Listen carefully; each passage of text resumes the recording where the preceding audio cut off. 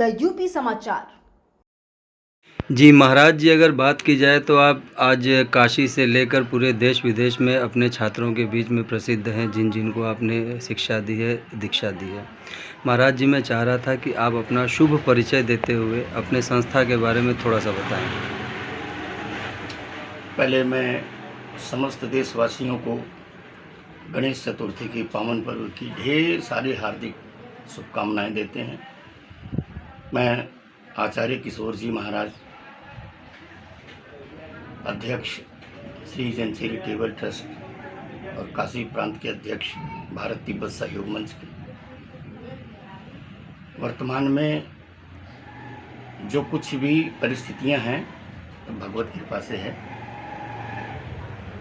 महाराज जी, जहाँ तक अगर वर्तमान में देखा जाए तो राजनीति में तमाम बातें हो रही हैं हिंदू धर्म को लेके, सनातन को लेके, तो क्या लगता है आपको कि गुरुजी सही में हिंदू धर्म छलावा है या सनातन धर्म छलावा है? ऐसी बातें हो रही हैं राजनीति में, तो क्या कहना चाहते हैं? चलो, नहीं, ऐसा कुछ नहीं है। कुछ धर्म विरोधी, कुछ विधर्मी तत्व ऐसे हैं, हमें तो उनकी बुद्धि पर, उनके विवेक पर बड़ा तरस भी आता है और मैं भगवान से प्रार्थना करता हूं कि उनको सद्बुद्धि दे, क्योंकि तीन बातें हैं, एक नूतन, एक पुरातन, एक सनातन।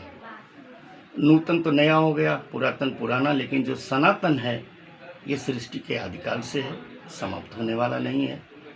मुगलों ने शासन किया, अंग्रेज़ों ने पता नहीं कौन कौन किसने किसने क्या किया, लेकिन हमारा सनातन धर्म आज तक सुरक्षित है, जैसे भी है। थोड़ा बहुत इधर उधर होता रहता है, उसमें कोई ऐसी बात नहीं है। तो इन विधर्मियों का कोई ठीक नहीं, हमेशा से विधर्मी रहे हैं, सतयुग में रहे हैं, त्रेता में रहे हैं, तो ये तो कलयुग है, कोई बड़ी बात नहीं है। महाराज जी, सनातन धर्म और हिंदुओं के आलोचक कहते हैं कि हिंदू पूजा पाठ में बड़ा आडंबर है और अभी वर्तमान में एक बागेश्वर धाम महाराज की भविष्यवाणियों पर तमाम ऑब्जेक्शन उठाया गया कि फर्जी है, फ्रॉड है। क्या कहते हैं सर इन सब चीज़ों पर आप? बागेश्वर धाम के बारे में सबसे बड़ी बात, एक तुलसीदास जी ने चौपाई लिखी, जाकी रही भावना जैसी, प्रभु मूरत देखी तीन तैसी। तो वो उनकी भावनाएं हैं, वो कैसे देखते हैं, लेकिन आज समय की ये मांग है और बड़ा ही उचित समय है। जैसा कि बागेश्वर धाम धीरेन्द्र शास्त्री जी जो कर रहे हैं, ये हिंदू सनातन धर्म के लिए बड़ा अच्छा मार्गदर्शन कर रहे हैं। मैं उनको साधुवाद देता हूँ, मैं आशीर्वाद देता हूँ। बाबा विश्वनाथ जी से प्रार्थना करता हूँ कि उनकी आयु लंबी करें और इसी तरह से वो कार्य करते रहें, क्योंकि कम से कम आज के पहले ये व्यवस्था नहीं थी। बहुत साधु संत बहुत ऐसे हैं और लेकिन कोई आगे नहीं आया। तो ये कम वयस का एक बालक धीरेन्द्र शास्त्री अगर ऐसा कुछ कर रहा है तो बड़ा सराहनीय कार्य कर रहा है। अब लोगों के पेट में दर्द हो रहा है तो इसके लिए वो खुद जिम्मेदार है, इसके लिए कुछ कहा नहीं जा सकता। महाराज जी, काशी विश्वनाथ की बात हो रही है और वर्तमान की सरकार को हिंदू समर्थक सरकार, विपक्ष का ऐसा दावा है कि सरकार हिंदू समर्थक सरकार है और हिंदू मंदिरों पर ज़्यादा ध्यान दे रही है। क्या कहना चाहते हैं इस संदर्भ में आप? इसमें कौन सी बड़ी बात है? अगर हिंदू समर्थक सरकार है तो हिंदुत्व के लिए अगर कुछ ऐसा कर रहा है तो इसमें कौन सी बड़ी बात है? पिछली सरकारें रही हैं, वो अन्य मजहब के लोगों के लिए उन्होंने समर्थन किया, कोई आपत्ति नहीं हुई, हिंदुओं ने कभी कोई आपत्ति नहीं जताया।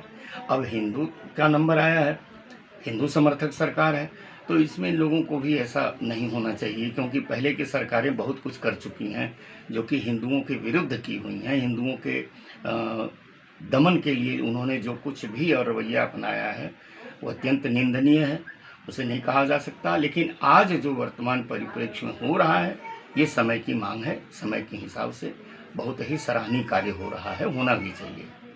महाराज जी, वर्तमान में आपका अगर देखा जाए तो पर्यावरण प्रेम हो या पशु प्रेम हो, बड़ा ही आपको लोग जानते हैं कि आपको प्रेमी के रूप में देखते हैं।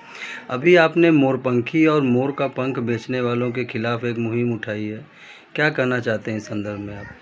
देखिए, यही तो खूबी है हमारे सनातन की कि हम प्रकृति की पूजा करते हैं, हम पशुओं की पूजा करते हैं, हम पक्षियों की पूजा करते हैं, हम एक एक छोटे से प्राणी जो चींटी कही जाती है हम उसका भी सम्मान करते हैं, हम चींटी को भी चारा डालते हैं।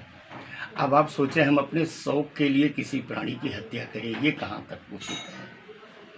और कोई शौक के लिए, कोई पैसे कमाने के लालच से अगर किसी की प्राणी की हत्या करता है, ये अत्यंत निंदनीय है।